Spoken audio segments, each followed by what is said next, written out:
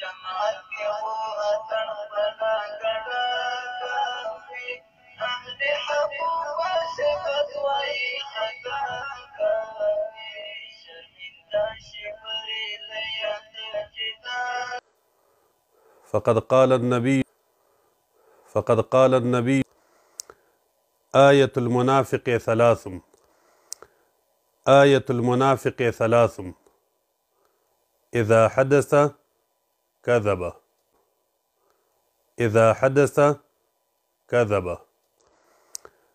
آية المنافق ثلاث إذا حدث كذب. وإنزا عربي شاعر وإذا فاتتك الحياة فافعل ما شئت. وكم اللهم هل بلغت.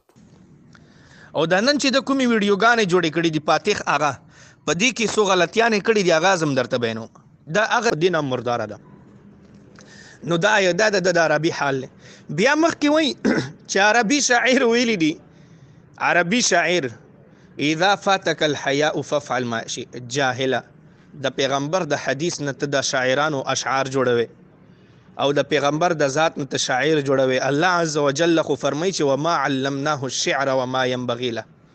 پیغمبر چې دغه شاعر نو الله وایي چې مونږ شاعري د ورزه کړم نه و، مونږ شعرونه نه ورزه کړ. او ته وایي چې د شاعر وایي عربي شاعر نه وایي د صحیحین او حدیث ته لکه په دې باندې دومره د حدیثونو نه جاهل او دې ځان ته مناظر وایي. او دا چې مناظره میدان کې کینی چې نو د تم پته د ځکه خو مناظره میدان ته وایي چې اذا اراد الله ايسلب ایمان عبد عند الموت. دومره جاهل دی. ايسلب س ناراضي يسلبهم الذباب شيئا لا يصدق. قرآن کې راغلی نو ته قرآن هم روغ نه درځي، ظالمه که نور عربي خو نه درځي، حدیثونه نه درځي، خو د قرآن خو کم از کم چې درتلی سلبا یسلبو د نصرا ینصرون راغلی راخه. اذا اراد الله ان یسلبا نه دی جاهل، دا جاهل وای چې یسلبا. اذا اراد الله ان یسلبا ایمان عبد او سلبا یسلبو د سمعانا هغې معنا راځي چې کپړې ویستل. ټیک شوه جاهله لږ د خپل عربي دې زده کړه، بیا هغې نه پس بل چاته که سړی تانې ورکړي خو ورسره خوند کوي. خو بس څه به ورته وایي خیرت کا نام جنون رکھ دیا جنون کا نام خیرت جو چاہے آپ کا کرشمہ حسن ساز کر دے. دا هم داسې دي. دا د صیفیانو ماشاءالله نن سبا مناظر دی، نابغه اثر دی، شیخ الاسلام دی، فاتح آغا او حال دغه دی. و اذا اراد الله ان يسلبه نو ایسلبه نه دی یسلبه ایمان عبد عند الموت سلطه على ولي يؤذيه. دا الفاظ د سویل دي. وای سلطه على ولي، حالانکه په دې باندې خو مشومان هم پوهیږي چې علی ولی دینه بعد یرمالون راغلی دي، نو پکې ادغام کیږي علی ولی یؤذیه. علی ولی په تنوین سره نه راځي، هغه تنوین په یا سره بدلیږي. دا د عربی حال. او بیا په دغه ټکی کې دوام ځل وای سلطه علی ولی یؤذیه. دی جاهل ته دومره پته نه چې د یؤذیه ته زه د جزم سره وجه نه ورکوم. یؤذیه نه دا یؤذیه. اذا اراد الله ان يسلب ایمان عبد عند الموت سلطه على ولي یؤذیه نه دی. دومره جاهل. بیا وای چې مفتی ندیم صاحب مناظره شوې ده د مفتی وقار زمان صاحب حفظه الله و ادام الله برکاته. ماشاءالله ظالمه مو خو ویل چې که صرف عربي نه درځي، نه حدیث د پیغمبر درځي، نه آیتونه د قرآن درځي، او اوس نامونه هم د چا نه درځي. کم از کم که نور نه درځي نو د خپل د مسلک د کسانو نمونه خو به درتلیم.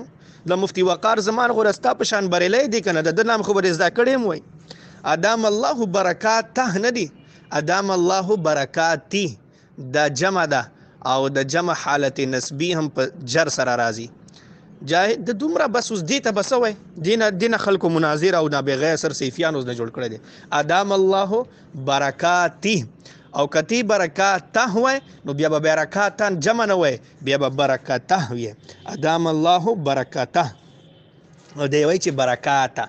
او بیا ویډیو کې اخر کې وای چې فلعنت الله علی الکاذبین اللهم هل بلغت وما علی الا اللهم هل.